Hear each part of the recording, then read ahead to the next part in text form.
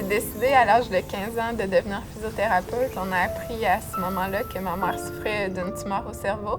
Donc, elle est obligée de venir à Québec à l'hôpital de l'Enfant Jésus pour avoir une chirurgie au cerveau.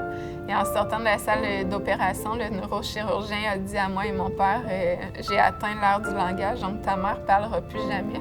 Puis on peut dire qu'à ce moment-là, j'ai un peu perdu ma mère. Elle est sortie de la salle d'opération. On s'est rendu compte qu'elle était hémiplégique, donc tout son côté gauche ne fonctionnait plus. Il a fallu que les rôles soient inversés pour cette période-là de sa vie. J'ai dû m'occuper beaucoup d'elle, la faire manger, l'aider à lire, ces choses-là. Puis la physiothérapie, peu à peu, au fil des traitements, ça m'a redonné progressivement ma mère.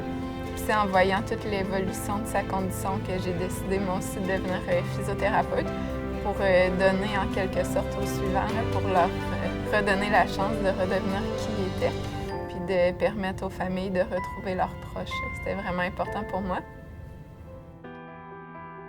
L'Enfant Jésus, c'est un milieu qui était très symbolique. C'est vraiment la place qui m'a donné la passion de devenir physiothérapeute et c'est un but, une quête, une très grosse réalisation pour moi d'avoir la chance de travailler à l'endroit qui m'a fait découvrir ce métier.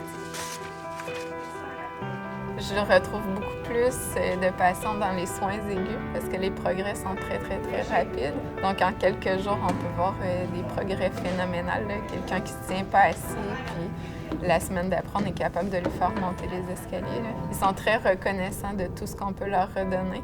Donc ça me passionne beaucoup. Puis tant que ça va m'animer, je vais avoir le plus beau métier du monde.